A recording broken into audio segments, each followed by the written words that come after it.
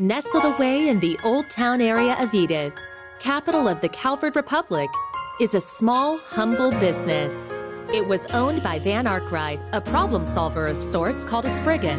One day, a first-year student from Aramis Academy, Agnès Claudel, showed up at his door. She requested his help in finding antique ornaments called the Genesees, which she inherited from her great-grandfather. Utilizing his connections in normal society and the underworld, Van and Agnès found one of the Genesees, only to come under fire from a mafia group called Almada. Despite the seemingly hopeless situation, the Genesis resonated with Van's Zypha, a tactical ornament from which a little fairy named Mare appeared. With her assistance, Van clad himself in an armor made of shards and transformed into the Grendel. He turned the tables on the mafioso with its overwhelming strength. After that, Agnès agreed to work for Van part-time in exchange for his help in finding all 8 Genesees. The two of them traveled all across Calvert in search of them and made a number of new friends along the way. Fairy Al-Fayed, a Jaeger who was raised for a life on the battlefield as a Kruga warrior. Aaron Way, a prodigy and a reckless leader of a group of delinquents from Longcourt's Eastern Quarter. Risette Twinings, a service concierge dispatched from the Marduk Company to provide Arkwright solutions with impeccable support. Katra Salesian, a young engineer stationed at the Basel Institute of Science, where he participates in the development of cutting-edge technology. Judith Lanster, a famous actress in the world of film who leads a double life as the Phantom Thief Grimcat.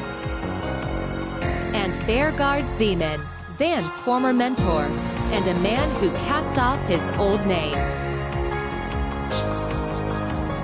Together, they braved countless ordeals and collected many of the Genesees.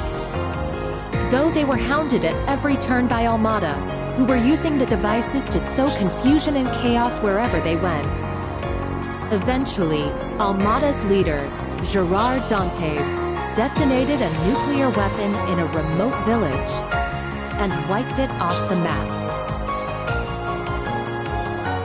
Multiple factions, now driven to bring about Almada's end, found themselves as pawns in a death game, where Van and his friends came out on top and ultimately defeated Almada's executives and cohorts. Then they put an end to Dantes, the source of all this evil. However, during a festival celebrating the Calvardian Revolution, one of Almada's leaders, Melchior, unleashed pandemonium on the capital, and in the process revived Dantes and the other executives and summoned countless demons into the city. Pandemonium brought time in Edith to a standstill, but with the aid of their allies, Van and his crew were able to once again defeat Melchior and Dantes. Upon Dantes' demise, the diabolic core that he had absorbed into his body found its way back to Van, its original host. Van awakened as Vagrant's diaspora and disappeared, fleeing from his companions. Unwilling to lose their friend, the group chased after him into the boundary between Zemuria and the Beyond and confronted the demon that overtook him. Thanks to the urging of his friends, Van was able to regain himself and temporarily drive the demon lord out by flinging the core into the depths of the rift.